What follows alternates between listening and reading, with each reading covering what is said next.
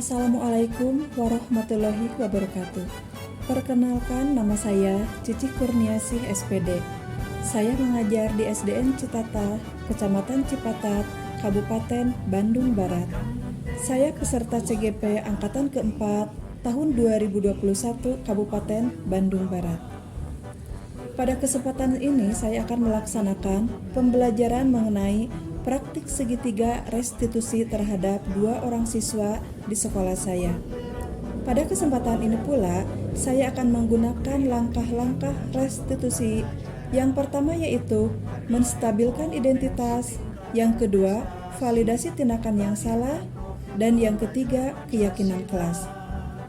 Kita ketahui, restitusi adalah proses kolaboratif yang mengajarkan murid untuk mencari solusi masalah dan membantu murid berpikir tentang orang seperti apa yang mereka inginkan dan bagaimana mereka harus mempertahankan orang lain. Pada proses pembelajaran hari ini, saya akan mengidentifikasi masalah terhadap 2 siswa, di mana penyelesaiannya menggunakan langkah-langkah restitusi. Tekad kuatkan hati, negeri ini memanggilmu kawan. Belajar bergerak berbagi untuk negeri, guru penggerak majukan pendidikan. Guru penggerak menghamba pada murid, kreatif rancang pembelajaran.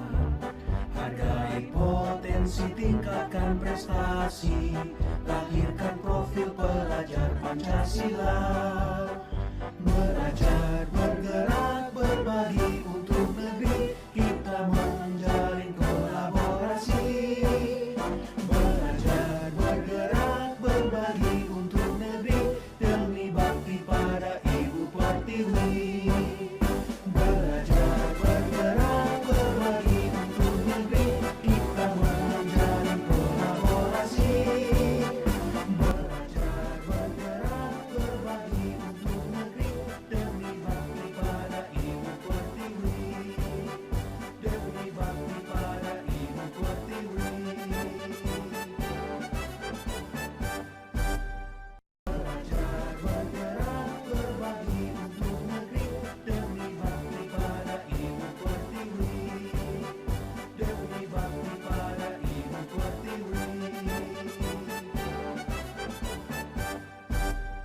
Belajar bergerak berbagi untuk negeri, demi bakti pada Ibu Pertiwi.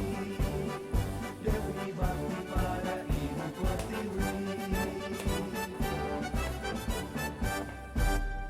Belajar bergerak berbagi untuk negeri, demi bakti pada Ibu Pertiwi. Demi bakti pada Ibu Pertiwi. Belajar bergerak berbagi untuk negeri, demi bakti pada Ibu Pertiwi.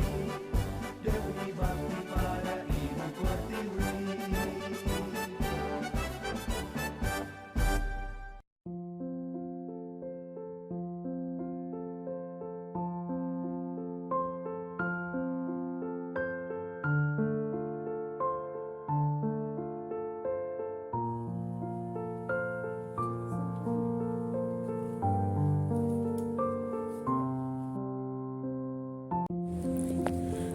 Nabila, oleh Ibu Nabila dipanggil ke sini ya, dipanggil ke kantor. Ibu ingin berbicara dengan Nabila karena tadi pada saat sedang belajar, waktu Ibu memeriksa hasil tugas pekerjaan rumah, yang lain semuanya sudah mengerjakan tugas rumah, tetapi hanya Nabila yang tidak mengerjakan tugas sekolah di rumah. Jadi Ibu ingin bertanya kepada Nabila. Ada beberapa hal yang ingin Ibu tanyakan kepada Nabila. Yang pertama yang ingin Ibu tanyakan kepada Nabila ya, mengapa tugas yang diberikan oleh Ibu selalu tidak dikerjakan di rumah? Maaf Bu, karena tidak ada waktu, karena sepulang sekolah saya langsung membantu orang tua saya di rumah. Pekerjaan apa yang kamu lakukan untuk membantu orang tua di rumah? Saya membantu orang tua saya berjualan Bu, karena saya tinggal di rumah hanya dengan ibu saya. Bapak saya sudah lama sakit tidak bisa berjalan, jadi hanya ibu yang bisa mencari nafkah untuk kebutuhan hidup sehari-hari. Sikap kamu dalam membantu orang tua sangat bagus. Ibu sangat terharu setelah mendengarkan alasanmu mengapa kamu tidak mengerjakan tugas di rumah. Tetapi alangkah lebih baiknya antara mengerjakan tugas di sekolah dan membantu orang tua, kamu harus bisa membagi waktu sebaik mungkin karena tugas sekolah sangat berpengaruh kepada nilai-nilai rapot. Iya, Bu. Kamu mesti bangga pada diri kamu sendiri karena seusiamu sudah bisa membantu orang tua dalam mencari nafkah untuk memenuhi kebutuhan hidup keluarga. Sebetulnya kamu boleh mempertahankan sikapmu ini. Tetapi ingat, tugas sekolah lebih penting dan kamu harus bisa membagi waktu antara mengerjakan tugas sekolah di rumah dan juga membantu orang tua. Apa kamu masih ingat tentang keyakinan kelas yang sudah kita sepakati?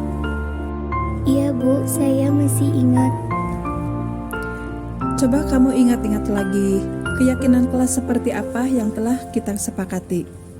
Di antaranya saling menghormati dan disiplin waktu.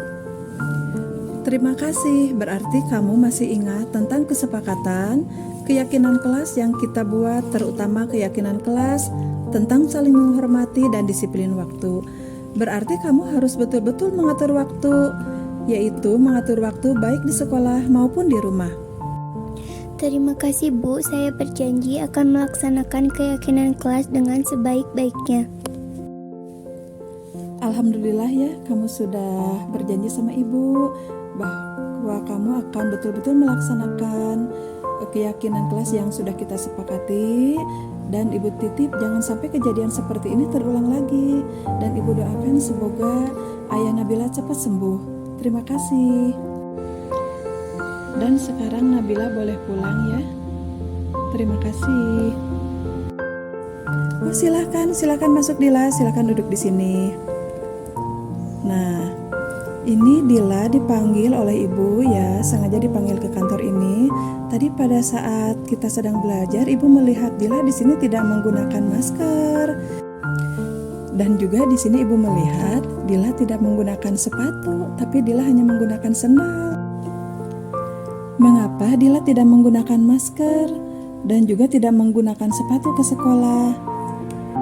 Maaf, Bu, tadi saya bangun kesiangan. Saya lupa menyiapkan masker dan sepatu. Jadi enggak pakai masker dan sepatu ke sekolah. Mengapa kamu bisa bangun kesiangan? Maaf, Bu, semalam saya tidak bisa tidur karena ibu saya sedang sakit. Sudah berapa lama ibumu sakit? Sudah 1 minggu, Bu. Sudah dibawa ke dokter? Sudah, alhamdulillah. Kamu mesti bangga pada dirimu sendiri karena kamu sudah bisa bertanggung jawab dalam menjaga orang tua yang sedang sakit. Sebetulnya kamu boleh mempertahankan sikap seperti itu, tetapi ada kalanya harus mementingkan dan memperhatikan dirimu sendiri. Jangan sampai kejadian seperti ini terulang lagi ya. Kalau ke sekolah, kamu harus betul-betul memperhatikan protokol kesehatan. Di antaranya harus menggunakan masker, yang kedua menggunakan sepatu warna hitam, dan juga kamu juga harus betul-betul menjaga kesehatan ya. Nah, di sini menggunakan masker dan juga menggunakan sepatu warna hitam itu sudah ada di dalam keyakinan kelas yang sudah kita sepakati. Nah, sekarang ibu akan bertanya kepada Dila, apakah Dila masih ingat tentang keyakinan kelas yang sudah kita sepakati? Iya, Bu, saya masih ingat. Coba sebutkan contoh keyakinan kelas. Mematuhi peraturan sekolah, di antaranya memakai masker dan memakai sepatu hitam. Terima kasih kamu masih ingat. Jadi mulai hari ini kamu harus melaksanakan keyakinan kelas dengan sebaik-baiknya. Di antaranya harus menjaga protokol kesehatan, yaitu menggunakan masker dan menggunakan sepatu. Terima kasih Dila, sekarang kamu boleh pulang dan ibu titip pesan ya, kejadian seperti ini jangan sampai terulang lagi. Selamat ya Dila, hati-hati di jalan.